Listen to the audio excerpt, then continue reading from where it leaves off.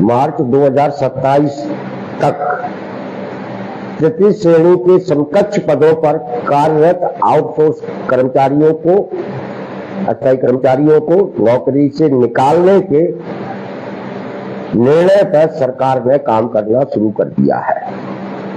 अभी 4-5 दिन पहले ही वित्त विभाग ने फाइनल आदेश जारी कर दिया है, पेज पर उपलब्ध है, आप पढ़ लें। अब इस आदेश के बाद जिन आउटसोर्स कर्मचारियों की नौकरी पर संकट है, उनमें कंप्यूटर ऑपरेटर हैं, उच्च शिक्षा विभाग में लोग काम करने वाले आउटसोर्स कर्मचारी हैं, या जितने भी ऐसे कर्मचारी जो तृतीय पदों के समकक्ष श्रेणी में आते हैं, उन सब की नौकरी मार्च 2027 तक जाने वाली है। चतुर्थ श्रेणी के पदों पर काम करने वाले आउटसोर्स कर्मचारियों को इससे अलग रखा गया है, क्योंकि उन्हें मालूम है कि सारे आउटसोर्स कर्मचारियों को एक साथ निकालेंगे तो ये सड़कों पर आ जाएंगे।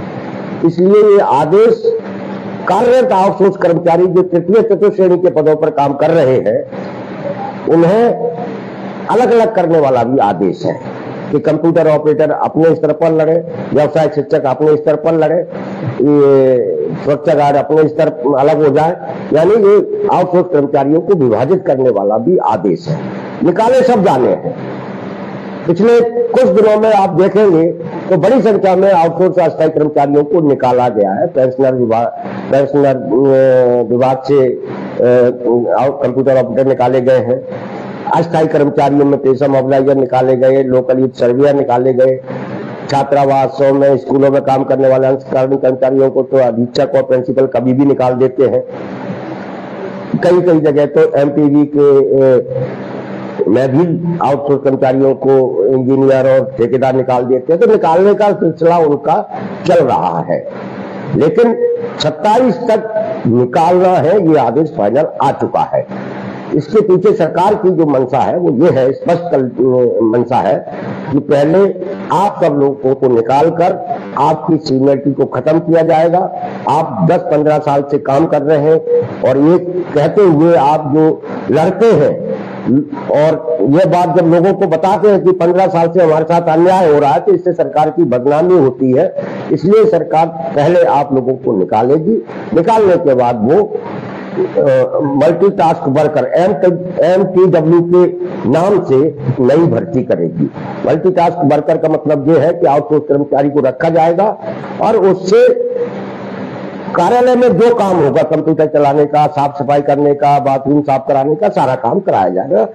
और ये सरकार ने जो मार्च 27 तक निकालने का निर्णय लिया था, उसमें भी एक स्पष्ट कर दिया गया था कि सरकार अब आउटसोर्स कर्मचारी भर्ती नहीं करेगी, वो एक संख्या के आधार पर लोगों को बुलाएगी ठेकेदार के जरिए और उन्हें MTW के नाम से रखा जाएगा, मल्टीटास्क वर्कर के नाम से। ये सरकार का पहले से किया हुआ फैसला है, जिसे लागू करने के लिए ही मार्च 27 तक 6वीं का फाइनल आदेश आया है।